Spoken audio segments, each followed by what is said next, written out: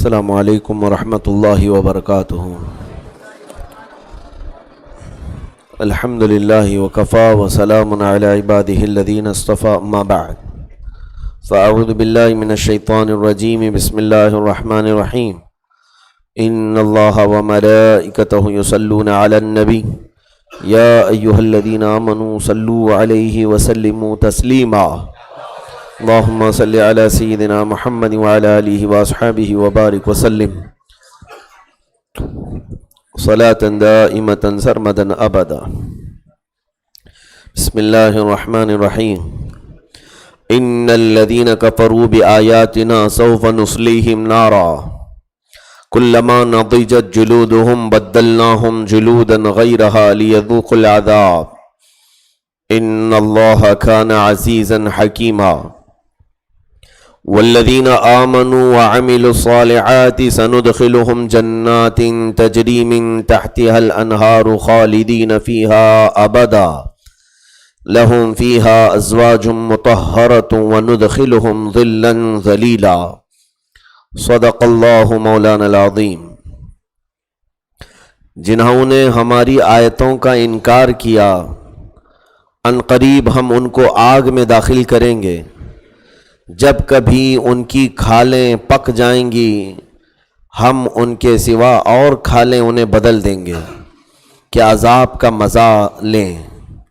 بے شک اللہ غالب حکمت والا ہے۔ اور جو لوگ ایمان لائے اور اچھے کام کیے، ان قریب ہم انہیں باغوں میں لے جائیں گے جن کے نیچے نہریں رواں ہیں، ان میں ہمیشہ وہ رہیں گے، ان کے لیے وہاں ستھری بیویاں ہیں، اور ہم انہیں وہاں داخل کریں گے جہاں سایہ ہی سایہ ہوگا۔ یہ دو آیتیں آج تلاوت ہوئی ہیں، جس میں پہلی آیت اللہ عز و جل کی آیات بینات کا انکار کرنے والے کفار کے متعلق، اور دوسری آیت ہے ایمان لانے والے اور عمل صالح کرنے والے، نیک کام کرنے والوں کے لیے۔ ایک کو عذاب کی وعید سنایا اللہ نے، دوسرے کو جنت کی بشارت سنائی ہے۔ اب انہی دو چیزوں کے درمیان ہی جینا ہمارا ایمان ہے کہ اللہ کی پکڑ اور اس کے عذاب سے ڈرتے رہنا، اور اللہ رب العزت کے فضل و کرم اور اس کے معافی اور بخشش کی طلب اور امید لگائے رہنا، یہ دونوں کے بیچ میں جو بندہ رہے گا تو اس کا ایمان ہے۔ یہاں پر پچھلی جو آیتیں گزری اس میں اللہ تعالیٰ نے یہ فرمایا تھا کہ جو اہل کتاب ہیں، جو اہل کتاب، انہی کی بات تو چل رہی تھی کہ عیسائی اور یہودی جن کو اہل کتاب کہا گیا ہے، ان میں سے بعض لوگ ایمان لاتے ہیں اور بعض نے منہ پھیر لیا، جبکہ ان کو حقیقت کا علم ہے کہ محمد صلی اللہ علیہ وسلم ہی آخری نبی ہیں، قرآن اللہ کی کتاب ہے، کیونکہ انہوں نے اپنی کتابوں میں یہ بشارتیں سن رکھی تھی، پھر بھی انہوں نے انکار کیا، تو اللہ نے ان کے متعلق فرمایا وَكَفَى بِجَهَنَّمَ سَعِيرًا، ان کے لیے بھڑکتی ہوئی آگ کافی ہے۔ اب آگے چل کر کے دیکھیں اس آیت کو جو آج میں نے تلاوت کیا، مطلب یہ نکلتا ہے کہ جو جان بوجھ کر کے اللہ اور اس کے رسول کی آیتوں کو جھٹلاتا ہے، اس کے لیے اللہ تعالیٰ فرما رہا ہے سوف نصلیہم نارا، ان قریب ہم ان کو آگ میں داخل کریں گے۔ یہاں سے جہنم کا تذکرہ ہے۔ دوزخ کیا چیز ہے؟ یہ دوزخ، جہنم کیسی ہے، اس کے متعلق تفصیلاً بحث کی ضرورت ہے۔ ضمناً میں نے کئی تفسیروں میں اس کا ذکر کر لیا ہے۔ جہنم اللہ کا بنایا ہوا ایک ایسا گھر ہے جس کی لمبائی چوڑائی کی حد کیا ہے وہ اللہ ہی بہتر جانتا ہے۔ جیسے کہ پچھلی تفسیر میں ہی میں نے ذکر کیا تھا، رسول کریم صلی اللہ تعالیٰ علیہ وسلم نے ایک مرتبہ ایک دھماکے کی آواز سنی، صحابہ کرام سے ارشاد فرمایا جانتے ہو میں ایک آواز سن رہا ہوں، کس چیز کی ہے؟ صحابہ نے پوچھا آپ بہتر جانتے ہیں۔ عرض کیا انہوں نے، رسول کریم صلی اللہ علیہ وسلم نے فرمایا آج سے 70,000 سال قبل جہنم کے دہانے سے، جہنم کے منہ پر سے، اس کے دروازے سے ایک پتھر گرایا گیا تھا، وہ اب جا کر کے نیچے کو لگا ہے۔ 70,000 سال پہلے جہنم کے دروازے سے ایک پتھر ڈالا گیا تھا وہ اب جا کر اس کی تہ پر لگا ہے۔ تو کسی پتھر کے اوپر سے نیچے آنے کی جو سپیڈ ہے، جو رفتار ہے، وہ آپ اچھی طرح سے جانتے ہیں۔ اب اس پتھر کو نیچے تہ تک پہنچنے کے لیے جہنم کے 70,000 سال لگ سکتے ہیں، تو پھر جہنم کی یہ لمبائی چوڑائی کا ہمارے دماغ سے کیلکولیشن ہونا مشکل ہے۔ ہم نہیں بتا سکیں گے کہ وہ کتنی بڑی ہے دوزخ۔ اور جبکہ دوزخیوں کی شکلوں کے متعلق بھی فرمایا گیا کہ ایک دوزخی اتنا بڑا ہوگا کہ وہ زمین پر کھڑا رہے تو اس کا سر بادلوں پر لگنے لگے، اور اس کا پیٹ پہاڑ کی طرح برابر، اس کے کان صرف ہاتھی کے برابر ہوں گے۔ اتنی بڑی شکل بنائی جائے گی ایک دوزخی کو ڈالنے کے لیے، کیوں؟ تاکہ وہ مزہ چکھ سکے عذاب کا۔ تو جہنم جو اس کے طبقات ہیں، اس کے متعلق بھی احادیث کریمہ میں ہے کہ الگ الگ اس کے طبقات ہیں۔ کچھ وادیاں ہیں جہنم کی، بے نمازیوں کے لیے ایک الگ طبقہ بنایا گیا، اس کے عذابات کا سسٹم ہی الگ ہے۔ ہوتا ہے کہیں پر بھی ڈپارٹمنٹ بنے ہوئے ہوتے ہیں، شعبے بنے ہوئے تھے، دوزخ کے بھی شعبے ہیں۔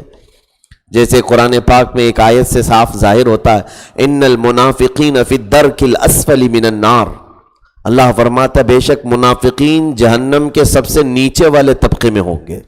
سب سے نیچے والا طبقہ منافقین کے لیے رکھا گیا ہے، اور اس میں گناہوں کی کیٹیگری کے اعتبار سے الگ الگ طبقوں میں رکھا جائے گا۔ دوزخ میں، دوزخ میں صرف آگ کا ہی عذاب نہیں ہے۔ اب ایک بات اور بھی میں آپ کو بتا دوں، آگ کا عذاب تو یہ انسانوں کے لیے ہے، لیکن جو آلریڈی آگ سے بنے ہوئے ہیں جنات، تو جنات جنہوں نے کفر و شرک کیا انہیں بھی دوزخ میں ڈالا جائے گا، کیونکہ وہ بھی مکلف ہیں شریعت کے۔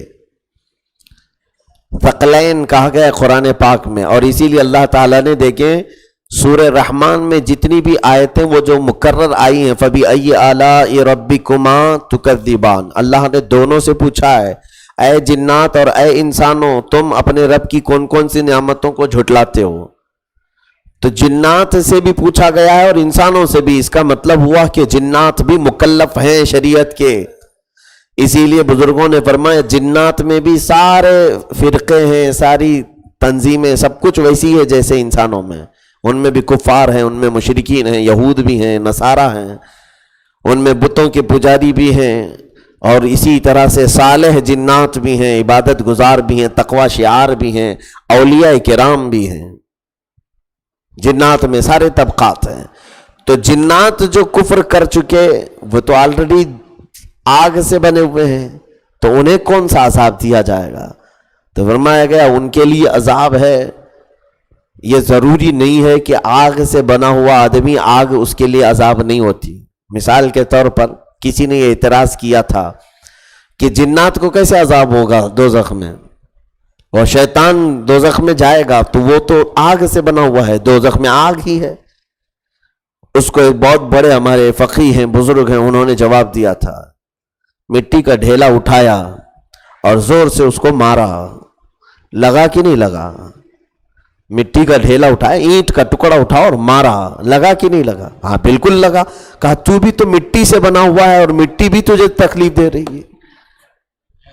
انسان تو مٹی سے بنا ہے، تو یہ تھوڑی نہ ہے کہ مٹی سے بنا ہے تو اب مٹی کا ڈھیلا اس کو تکلیف نہیں دے سکتا، مار نہیں پڑے گی، پڑے گی۔ ہو سکتا ہے جس ٹیمپریچر سے انہیں بنایا گیا ہے جنات کی تخلیق ہوئی ہو آگ کی، وہ ٹیمپریچر الگ ہے اور دوزخ کا ٹیمپریچر الگ ہے۔ جب عذاب دیا جائے گا تو عذاب کا چکھنا ان کو بھی پڑے گا۔ دوسرا ایک عذاب ہے دوزخ کا، ٹھنڈ کا عذاب۔ میرے عزیزو، برف کا جو عذاب ہے وہ بھی ہے، زمہریر اس کو کہا گیا ہے۔ سورہ انسان، سورہ دہر میں یہ آیتیں آئی ہیں، یعنی وہاں پر ایسی ٹھنڈ کا مطلب ہوائیں نہیں چل رہی ہوں گی، ایک وہ برف جو آدمی کو گلا دے۔ آپ کو اگر ڈیپ فریز میں رکھ دیا جائے 24 گھنٹے کے بعد تو پھر کیا ہوگا؟ سارا خون جم جائے گا اور موت بھی ہو جائے گی۔ اسی لیے انسان انٹارکٹیکا میں جی نہیں پاتے. ایک کانٹیننٹل ہے پورے دنیا میں انٹارکٹیکا، جہاں پورا صرف برف ہی برف ہے. وہاں کی مخلوق جو بھی ہوگی وہ اللہ بہتر جانتا ہے، لیکن انسانوں کے لیے خالص برف میں رہنا مشکل ہے. اور وہ بھی جب تمہیں برف میں رکھ دیا جائے، تمہارا سونا اٹھنا بیٹھنا اور تمہارے اوپر برف ہی برف ہو، ایک طرح کا یہ عذاب ہے.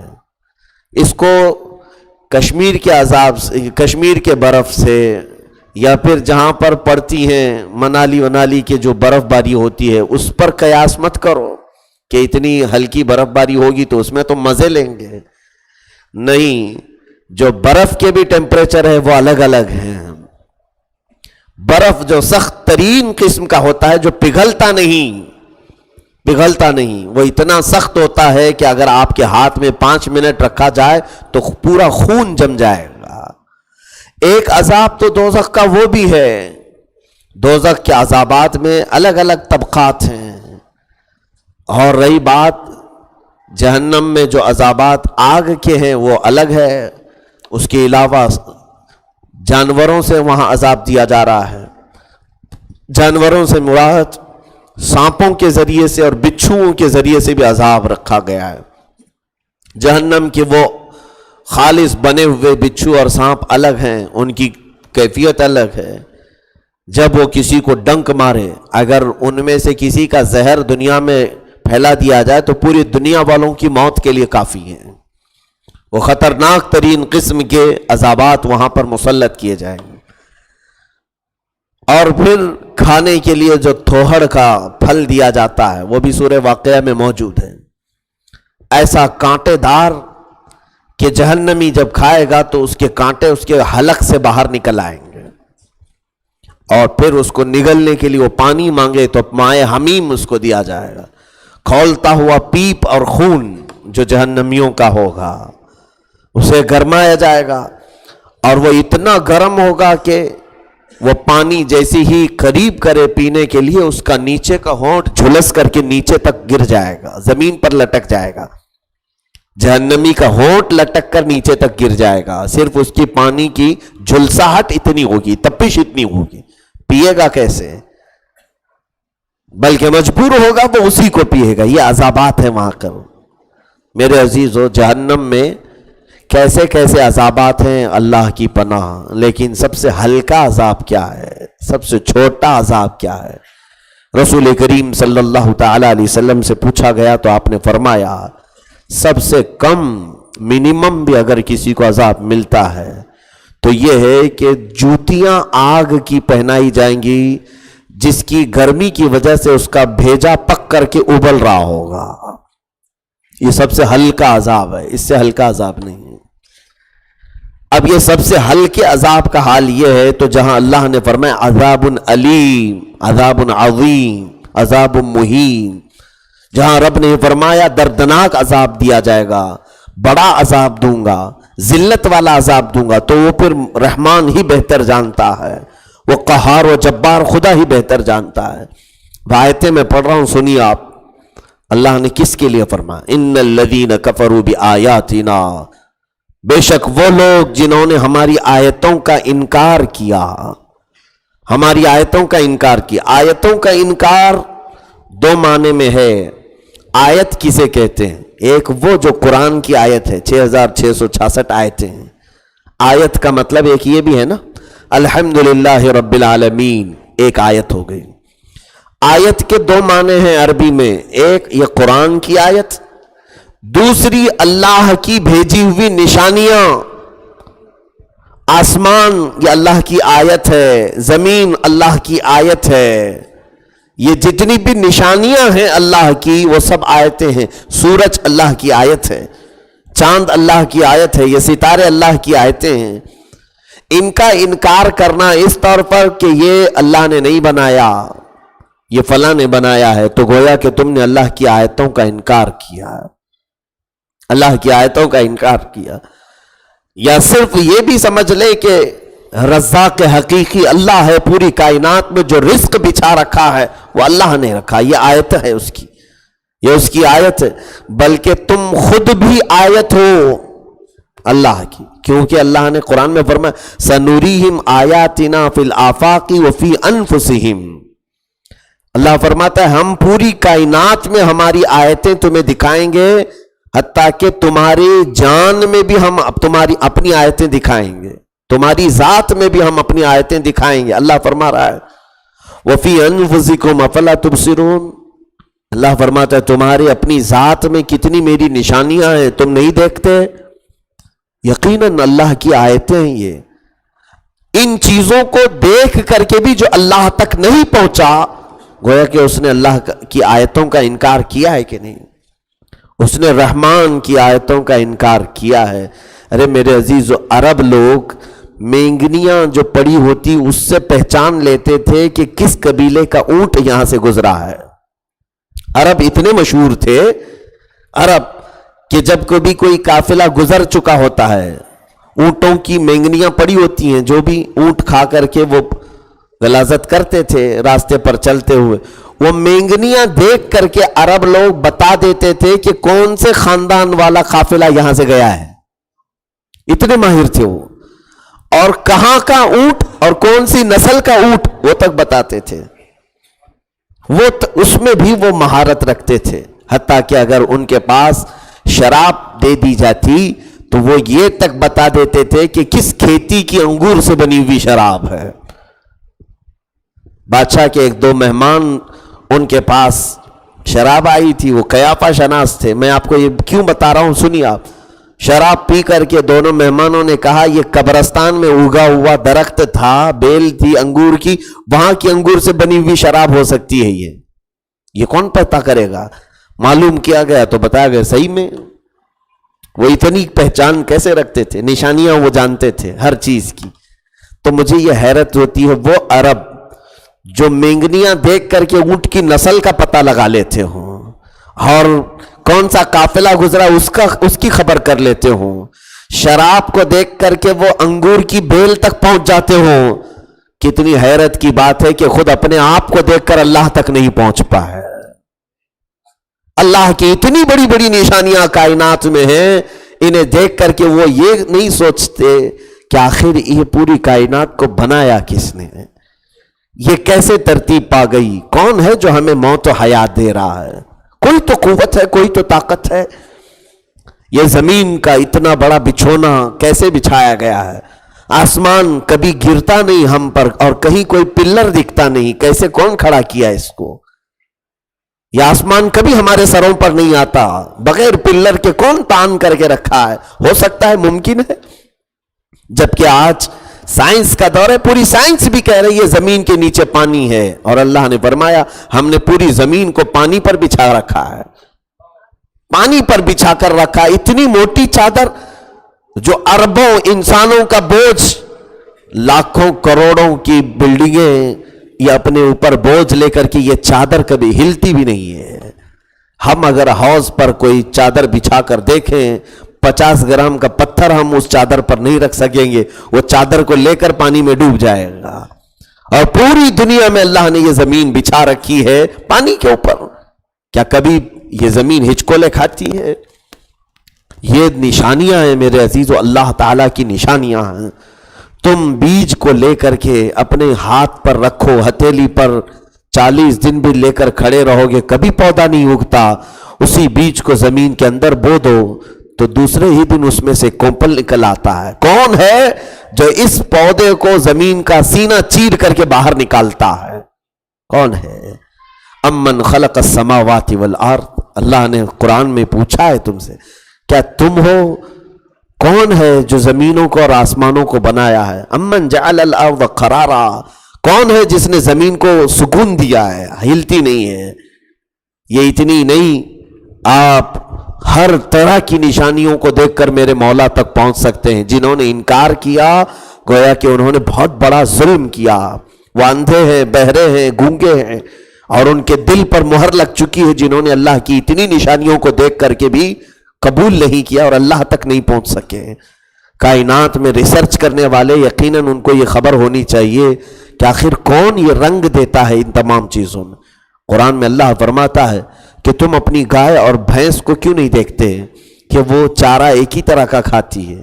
ہرا چارہ کھا رہی ہے، سوکھا چارہ کھا رہی ہے، لیکن جب کھا کر کے وہ نگل جاتی ہے، ہضم کرتی ہے، تو اس کے تھنوں سے سفید دودھ کون نکالتا ہے؟ دودھ کون نکالتا ہے؟ من بین فرث ودم لبنا خالصا سائغا للشاربین، اللہ فرماتا ہے ایک طرف اس کا کھایا ہوا ہضم کیا ہوا وہ گوبر بناتی ہے، دوسری طرف خون ہوتا ہے، بھینس کا ہو کہ گائے کا ہو کہ بکری کا ہو کہ اونٹنی کا ہو، وہ جو کچھ بھی چارہ نگلتے ہضم کرتے، ایک طرف اس کی غلاظت ہے اور ایک طرف خون ہے، خون بالکل لال رنگ کا اور یہ گوبر بالکل غلیظ رنگ کا، الگ قسم کا۔ اور اللہ فرماتا من بین دم و فرث، یعنی گوبر اور خون کے بیچ میں سے لبنن خالصا، ہم پیور دودھ تم اس کے بیچ سے نکالتے ہیں، سائغا للشاربین، پینے والوں کے لیے۔ اور کبھی آج تک دودھ میں نہ خون کا رنگ آیا، نہ کبھی گوبر کا رنگ آیا، اور نہ کبھی خون کا مزہ آیا، نہ کبھی غلاظت کا مزہ آیا۔ کون ہے جو اس طرح سے ان کے درمیان پارٹیشن کر کے رکھا ہوا ہے؟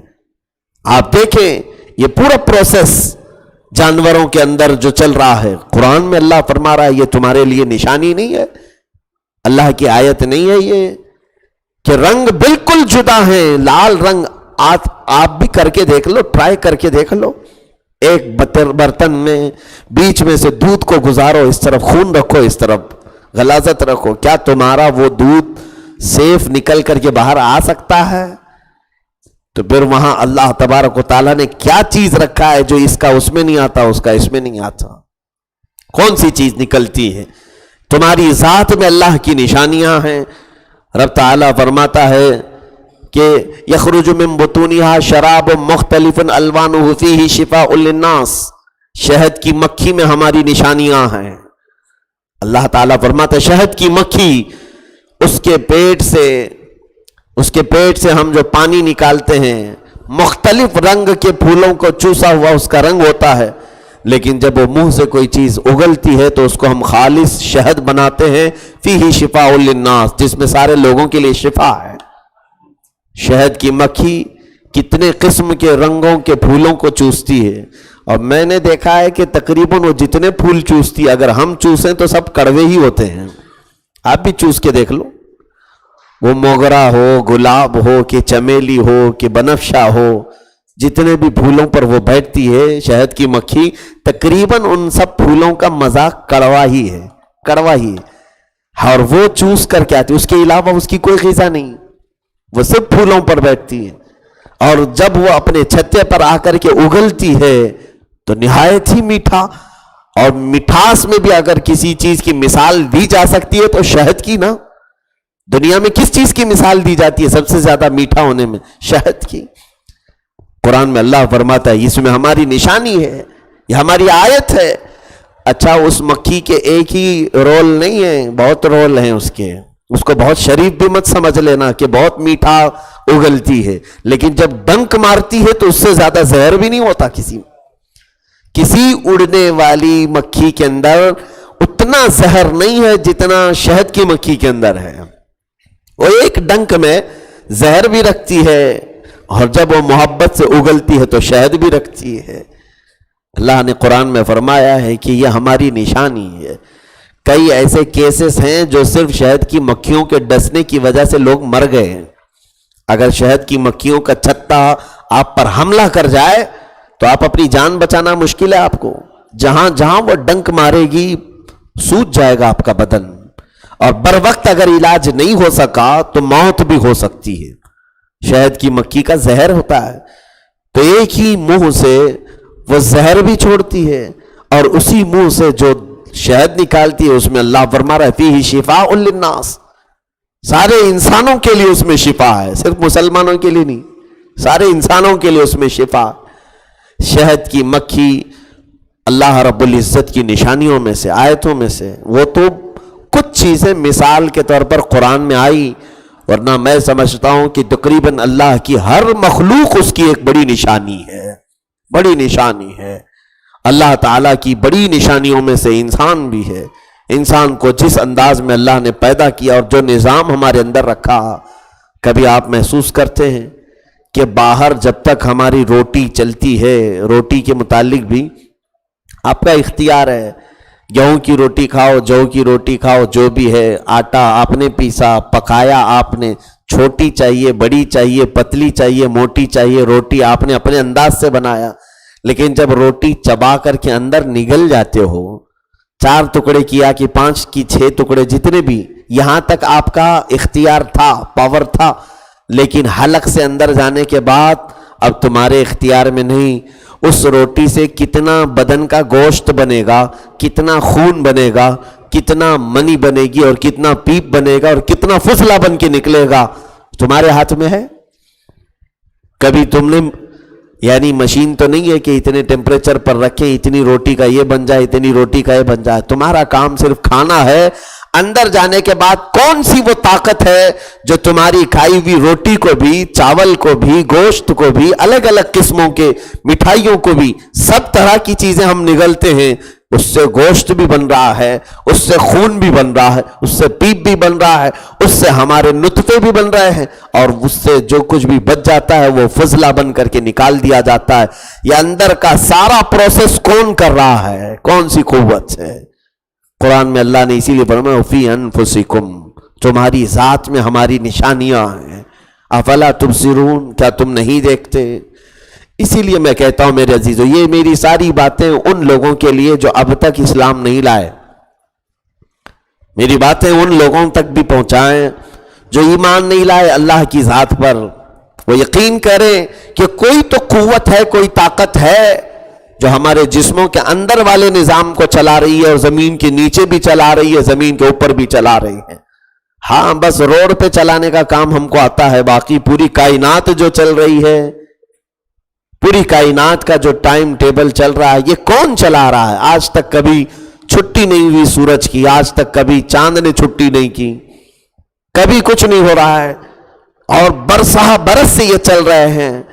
जब तुमको ये यकीन हो जाएगा कि कोई तो है, अब वो कोई तो है जिसको तलाश करने पर लग जाओगे, एक दिन वो अल्लाह तुम्हें मिल ही जाएगा, रब्बे जुल जलाल तुम्हें मिल ही जाएगा। क्योंकि जिन बंदों ने तलाश शुरू की, अल्लाह फरमाता है कि जो हमारे रास्ते पर चलते हैं, लनहदियन्नहुम सुबुलना, हम अपने रास्ते की तरफ उसे हिदायत दे देते हैं। जो तलाश करने पर लगेगा, अल्लाह उसको अपनी तरफ बुलाएगा। कई ऐसे लोग हैं जो सोचते थे, अभी चंद दिनों पहले की बात है, एक नॉन मुस्लिम थे, वो टीचर थे, पढ़ाते थे, और आखिर वक्त की बातें देखें, मुझे बड़ी खुशी भी है इस बात की।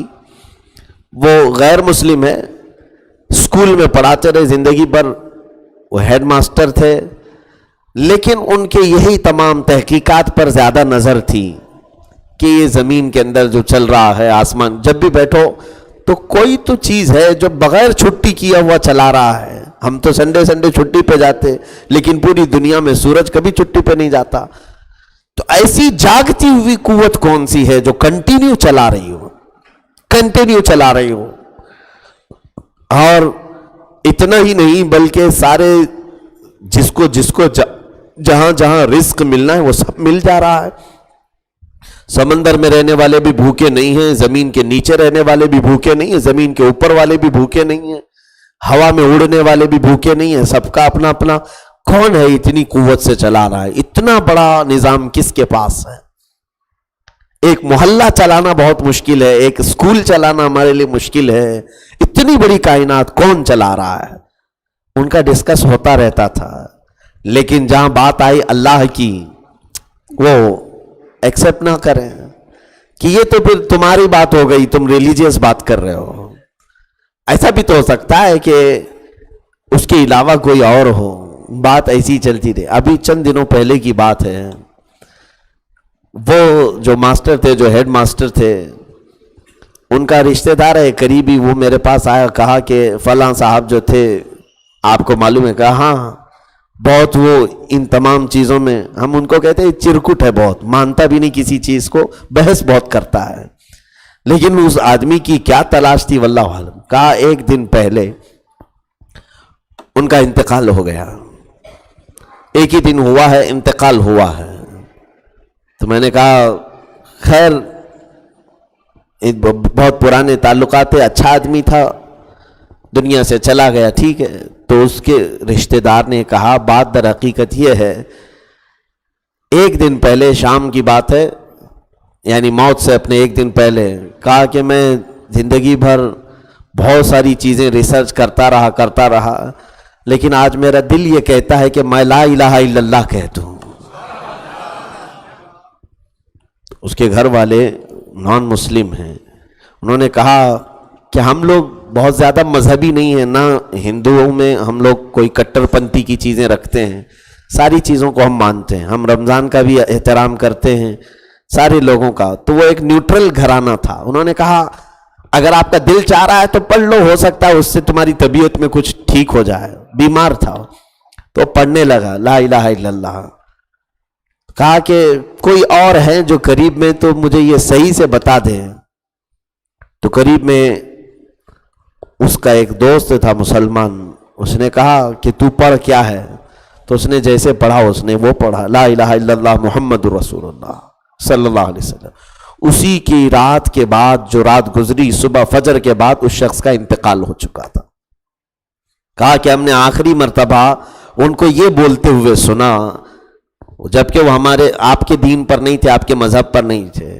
اس دن مجھے یہ آیت یاد آئی، اللہ نے فرمایا کہ جو ہماری طرف چلنا چاہے لَنَهْدِيَنَّهُمْ سُبُلَنَا، ہم اسے اپنا راستہ دکھائی دیتے ہیں. ہم اپنا راستہ اسے دکھا دیتے ہیں. اللہ تعالیٰ فرما رہا ہے میرے عزیزو، جو اس کی طرف چلنا چاہے مولا اسے رائیگاں نہیں چھوڑتا. بڑا فخر ہے اس بندے پر جو زندگی بھر کفر و شرک میں رہا لیکن اخیر وقت ایمان لایا اور ساری چیزیں وہ دنیا سے معاف کرا کے چلا گیا. کیونکہ اللہ کے حبیب صلی اللہ علیہ وسلم نے فرمایا الاسلام یہدم الکفر، یعنی اسلام لاتے ہی ما قبل میں جو کچھ بھی کیا تھا سب اللہ تعالیٰ نے اسے معاف کر دیا. اسلام ساری چیزوں کو مٹا دیتا ہے. کیونکہ جو صحابہ ایمان لائے تھے وہ ڈرتے تھے پہلے ہم نے جو کچھ بھی کیا تھا اس پر کیا ہوگا. حضور نے فرمایا اسلام ایسی قوت ہے جو ساری پچھلی چیزوں کو مٹا دیتا ہے.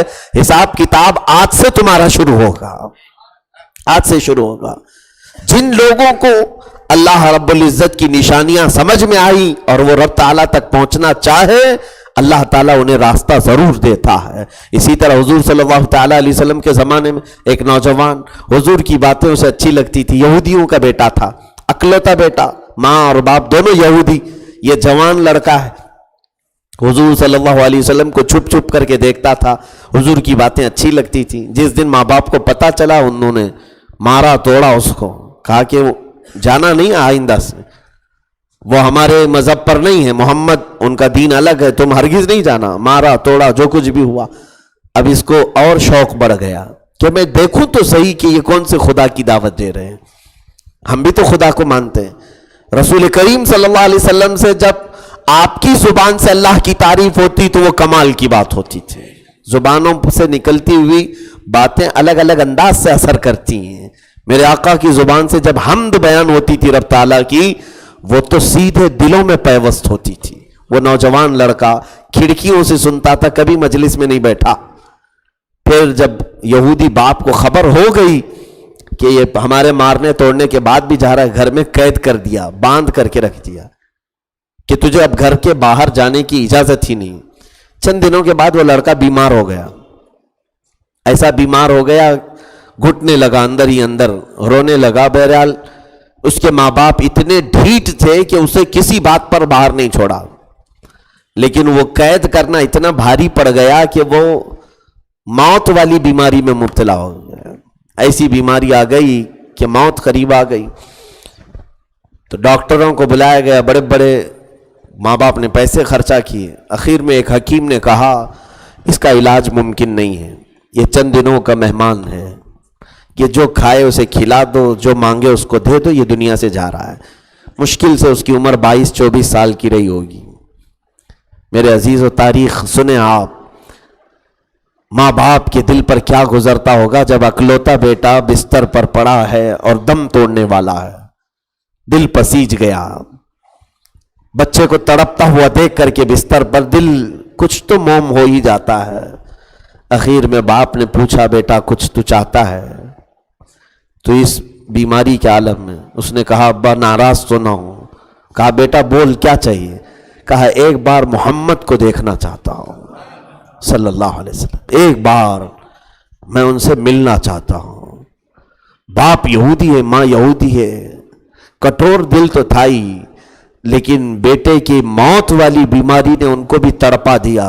دونوں میاں بیوی نے سوچ لیا کیوں نہ ہم اس کی خواہش کو پورا کر لیں, جا کر کے دیکھ لیتی. یہ اٹھ کر کے جانے کے بھی قابل نہیں تھا, اٹھ کے جا بھی نہیں سکتا تھا. دونوں آئے, میرے آقا صلی اللہ تعالی علیہ وسلم فجر کی نماز پڑھا کر بیٹھے ہوئے ہیں. وقت آپ ملاحظہ کریں, فجر کی نماز پڑھا کر بیٹھے ہوئے ہیں. تھوڑی دیر گزری ہوگی تو یہ دونوں آئے اور کہا ہمارے گھر میں ہمارا ایک جوان بیٹا ہے, وہ آپ کو بہت چاہتا ہے, یا جیسے بھی یہ پسند کرتا ہے وہ چاہتا ہے کہ آپ ایک بار اس کو دیکھ لیں. حضور پاک صلی اللہ تعالی علیہ وسلم نے ایک جملہ بھی نہیں کہا, اسی وقت فوراً اٹھے ہیں. صحابہ سے کہا کہ جلدی چلو, ہمارا ایک چاہنے والا ہماری طرف آواز لگایا ہے, ہم اس کے گھر چلتے ہیں. حضور پاک صلی اللہ علیہ وسلم کی عادت کریمانہ تھی کہ میں نے جب بھی پکارا وہ وہیں چلے آئے. حضور پاک صلی اللہ علیہ وسلم نکلے اپنے صحابہ سمیت. جب گھر پر پہنچے تو بخار میں تپ رہا تھا, بار بار اس کو غشی طاری ہو رہی تھی اس نوجوان لڑکے کو. دروازہ کھٹکھٹایا, جب بستر کے قریب میرے آقا صلی اللہ علیہ وسلم پہنچے, اس نے آنکھیں کھول دی.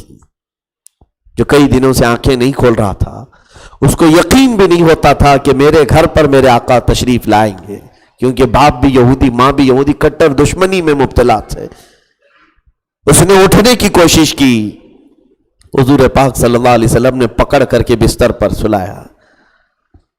کہا کیسے یاد کیا؟ کہا بس میری تمنا تھی کہ ایک بار میں آپ کو دیکھ لوں. میں باہر کھڑے ہو کر کے آپ کو دیکھتا رہا, آج میری زندگی کا سارا وصول ہو گیا, میں اپنے بستر پر آپ کو دیکھ رہا ہوں. حضور پاک صلی اللہ تعالی علیہ وسلم کی یہ ادا اپناؤ میرے عزیزوں. فرماتے ہیں موقع کو حضور ہاتھ سے جانے نہیں دیتے تھے کبھی بھی. کہا بچے بات چیت کرنے کا وقت تیرے پاس نہیں ہے, بات چیت کرنے کا تیرے پاس وقت نہیں ہے, تو آخرت کے سفر پر جا رہا ہے. کیا تو مجھ سے محبت کرتا ہے؟ کہا بالکل. کیا تو میرے اس خدا کے اوپر ایمان نہیں لاتا جس کا میں رسول بن کر آیا ہوں؟ اس نے کہا آپ بالکل جو کہیں میں ہوں. آپ صلی اللہ تعالی علیہ وسلم نے اسے تلقین کی, پڑھو لا الہ الا اللہ محمد رسول اللہ.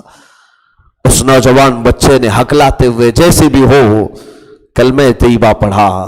اللہ کے حبیب صلی اللہ تعالی علیہ وسلم نے خوشی کا اظہار فرمایا کہ میرا آج ایک غلام میرے مولا سے ملنے جا رہا ہے.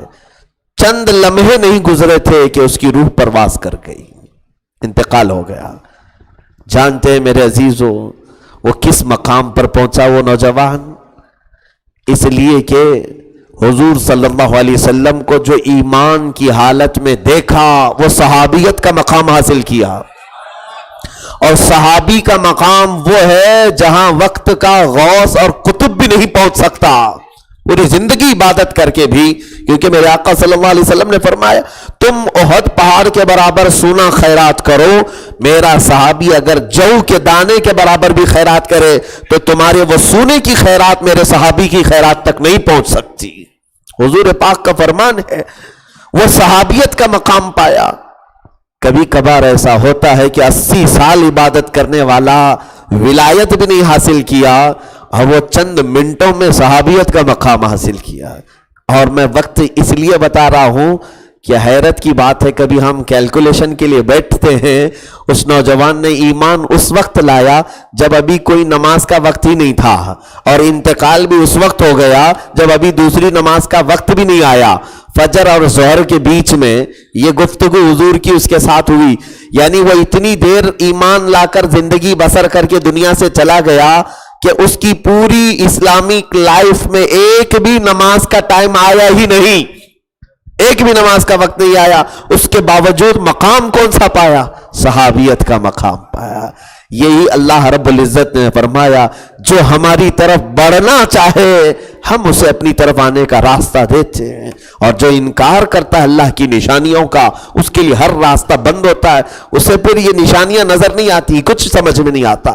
قرآن میں اللہ فرماتا ہے بجلیاں آتی ہیں تو یا کانوں میں انگلیاں کھوس لیتے ہیں اور پھر یہ اللہ کی بارگاہ میں پناہ مانگنے لگتے ہیں۔ یہ فرعونی بھی یہی کرتے تھے، جب عذابات آتے تھے ایمان لاتے تھے، ہے کوئی تو قوت ہے، کوئی طاقت ہے، ہمیں بچا لے، لیکن جب وہ نکل جاتے تھے۔ ایک بہت بڑے مفکر کی بات میں بتاؤں کہ غالباً یہ انگریز ہے ایک، اس نے دنیا بہت کمائی ہے، بہت۔ ایک بار یہ سمندر کے سفر پر تھا، سمندر کے سفر میں جاتے جاتے ہی کشتی ہچکولے کھائی اور اندر چلی گئی، ڈوب گئی۔ یہ باہر نکلا لیکن سمندر میں کہاں کس کا عطا پتہ، موت کو اس نے بہت قریب سے دیکھ لیا کہ ڈبکیاں لگا رہا تھا اور بہت خطرناک قسم کا اندھیرا بھی ہے سمندر میں۔ اس انگریز نے یہ کہا، اسی دن میں نے آخری مرتبہ یہ کہا کہ کوئی تو قوت ہے، کوئی طاقت ہے جو سمندروں کو بھی چلاتی ہے، کوئی تو ہے جو ان سمندروں کو بھی قائم رکھا ہے پوری دنیا میں۔ اگر مجھے آج وہ قوت بچا لیتی ہے تو پھر میں اپنی پوری زندگی اس کی عبادت میں خرچ کر دوں گا۔ اس نے کہا میں سمندر میں ڈوب رہا تھا، دل میں صرف اتنا ارادہ کیا، اچانک سمندر کی ایک بڑی موج آئی، زوردار تھپیڑا مارا کہ یہ بہتا بہتا بہتا ساحل پر آ کر لگ گیا کنارے۔ ایک رات بہنے کے بعد وہ جب ساحل پر پہنچا تو اس کے ہوش کمزور ہو چکے تھے، باہر نکلا تو اسے وہ رات کی بات یاد آئی، میں نے دل میں صرف ایک بار ارادہ کیا تھا کہ کوئی تو قوت ہے اور وہ طاقت ہے جو ان سمندروں کو بھی چلا رہی ہے، ان کو قوت دی ہوئی ہے، اور میں نے ارادہ کیا تھا کہ اگر میں آج اس قوت کے مدد سے باہر نکل آؤں تو زندگی بھر اس کی عبادت میں لگا دوں گا۔ پھر وہ باہر آیا، جب تلاش و بسیار کے بعد 2-4 دن نہیں گزرے ہوں گے یا چند دن گزرے ہوں گے، وہ اس کو اگر سمندروں کو چلانے والی قوت کا پتہ چلا ہے تو اللہ رب العزت کا پتہ چل گیا۔ اس نے کہا مجھے یقین ہو گیا کہ جو قرآن میں ہے، جو اللہ نے سمندروں کے پتے بتائے ہیں، باقی کسی نے نہیں بتایا سمندر میں کیا چل رہا ہے کیا نہیں ہے، تو یقیناً وہی سمندروں کا مالک ہے۔ 1400 سال پہلے اپنے نبی کو جو یہ بتا رہا ہو کہ سمندر میں ایک ایسی جگہ ہے جہاں تم ہاتھ نکالو گے تو ہاتھ بھی نظر نہیں آئے گا، سائنس آج جا کر کے اٹلانٹک اوشین میں وہ جگہ تلاش کر چکی ہے جہاں خوب اندھیرا ایسا کہ تم ہاتھ نکالو گے تو بھی نہیں نظر آئے گا۔ تو پھر لوگوں نے یہ پوچھا کہ محمد صلی اللہ علیہ وسلم کو یہ خبر کیسے ہو گئی، کیا وہ سمندروں کا سفر بہت کرتے تھے؟ تو پھر علماء کرام نے بتایا انگریزوں کو کہ حیرت کی بات ہے کہ پوری 63 سالہ زندگی میں حضور نے ایک بار بھی سمندر کا سفر نہیں کیا، ایک بار بھی سمندر کا سفر نہیں فرمایا، اس کے باوجود اٹلانٹک اوشین میں جو موجود اندھیرے کی خبر دے رہا ہو قرآن، تو یہ میرے آقا محمد صلی اللہ علیہ وسلم کی زبان سے نکلا ہوا قرآن نہیں ہے، یہ قرآن اسی ذات کی طرف سے آیا ہوا ہے جو سمندروں کو بھی پیدا کی ہوئی ہے، واللہ رب العزت کا ہے۔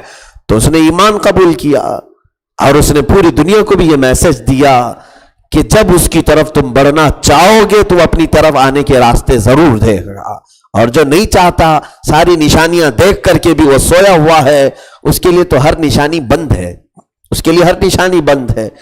میرے عزیزو، قرآن میں اللہ نے فرمایا، میں پوری دونوں آیتوں کی تفسیر نہیں کر سکا، اسی میں یہ آخری بات میں عرض کرتا ہوں۔ اللہ فرماتا ہے سوف نصلیہم نارا، جو آیتیں دیکھ کر کے بھی ہمارا انکار کیے دنیا میں، ان قریب ہم انہیں آگ میں ڈالیں گے۔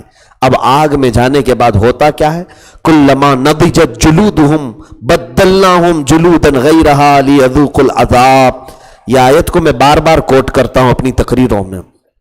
یہ آیت اللہ فرماتا ہے جلنے کی وجہ سے دوزخ میں جب جب تمہاری کھال پک جائے گی، چمڑی جل جائے گی، جب جب کھال پکے گی چمڑی گلے گی، اللہ فرماتا بدلناہم جلودا غیرہا، ہم دوسری چمڑی تمہیں پہنا دیں گے، دوسری کھال تمہیں اوڑھا دیں گے، پھر سے دوسری نئی کھال، لیذوقوا العذاب، تاکہ تم عذاب چکھ سکو۔ پین ریسیور جس کو کہتے ہیں، ہمارے جسم کی چمڑی کے اندر پین ریسیور ہے، یعنی درد کو قبول کرنے والا سینس ہر ایک کی چمڑی میں ہے۔ اور سائنس نے یہ بھی ثابت کر دیا، جو حصہ جلتا ہے، جانتے ہیں آپ، ایک حصہ جل گیا تو اتنے حصے پر پھر جو ہے نا جلدی کوئی چیز اثر نہیں کرتی۔ دیکھا آپ نے، یہ چمڑی ہے، یہاں پر چونٹی کاٹو لگ جاتی ہے، کچھ حصہ آپ کا جلا ہوا ہو اور جل کر کے سوکھ گیا ہے تو وہ چمڑی تھوڑی سی کڑک ہو جاتی، اس پر چونٹی کاٹو تو جلدی لگتی نہیں ہے۔ دوزخ کی آگ سے جلانے کے بعد اگر تمہاری چمڑی پک گئی تو دوسرا جو عذاب تمہیں چکھانا ہے اسی پر اللہ نہیں چکھانا چاہتا، تمہیں دوسری نئی چمڑی دے گا تاکہ پھر اس پر نیا عذاب چکھو۔ اس آیت کی تفسیر میں حضرت کعب احبار رضی اللہ تعالیٰ عنہ، ایک مشہور تابعی ہیں، قرآن کے مفسر ہیں، ان سے پوچھا گیا کہ کتنی بار چمڑی بدلی جائے گی، دوزخ میں کتنی بار چمڑی بدلی جائے گی؟ آپ نے فرمایا کہ 1 گھنٹے میں 70 بار بدلی جائے گی۔ 1 گھنٹے میں 70 بار بدلی جائے، گھنٹے میں تو 60 منٹ ہوتے ہیں، اور چمڑی کتنی بار بدلی جا رہی ہے؟ 70 بار، یعنی 1 منٹ بھی نہیں گزرا ہوتا ہے کہ اس سے پہلے ہماری پوری چمڑی بدل دی جائے، اور ہر منٹ وہاں پر نیا عذاب چکھنا ہوگا، جلنے کا عذاب چکھنا ہوگا۔ اسی لیے میرے عزیزوں، کوئی اتنا ڈھیٹ بن کر کے نہ جیے کہ میں جہنم کو دیکھ لوں گا جو ہو سکتا ہے، نہیں دیکھ سکو گے، نہیں برداشت کر سکو گے۔ اسی لیے اللہ کی بارگاہ میں ہمیشہ پناہ مانگنا۔ اللہ کے نبی صلی اللہ تعالی علیہ وسلم اپنی ہر دعا میں جب یہ فرماتے تھے، اللہم انا نسألک الجنت ونعوذ بک من النار، اے اللہ ہم تجھ سے تیری جنت کا سوال کرتے ہیں اور تیری دوزخ سے پناہ مانگتے ہیں، دوزخ سے ہم پناہ مانگتے ہیں۔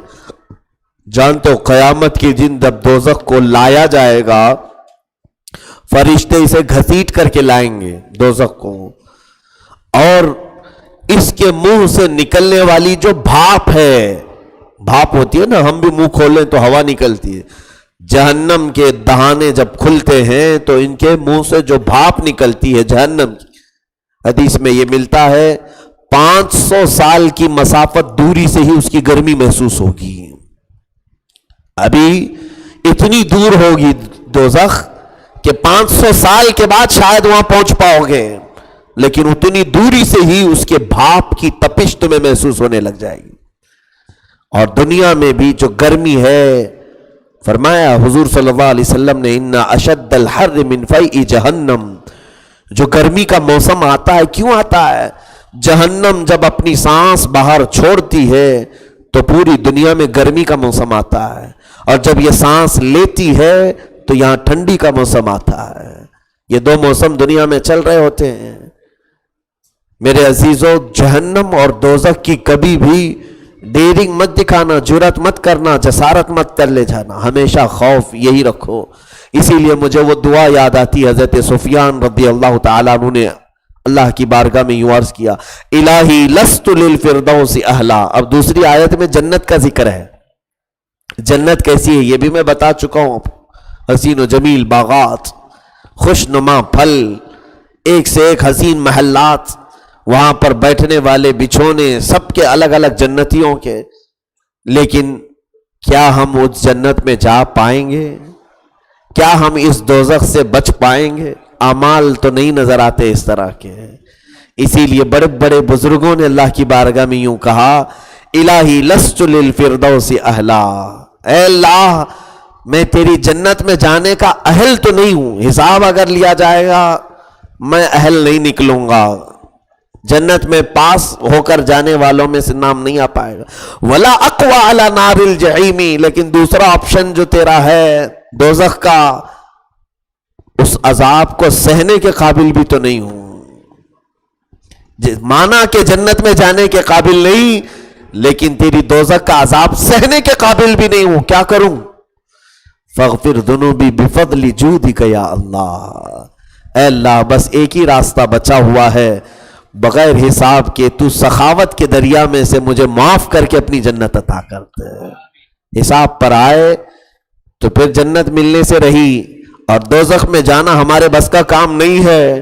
اسی لیے اللہ کے فضل کا سوال کرو، اے اللہ تو قیامت کے دن عدل نہیں، ہم سب پر فضل فرما، تاکہ ہم سب گناہگار اگر حساب کتاب میں پکڑے جائیں تو تیرے فضل سے بخش کر کے تو ہمیں جنت میں مقام عطا فرما دے، چاہے جنت کا چھوٹا ہی مقام کیوں نہ ہو، مگر مولا دوزخ کے عذاب سے ہم سب کی حفاظت فرما۔ وآخر دعوانا الحمدللہ رب العالمین۔ السلام علیکم۔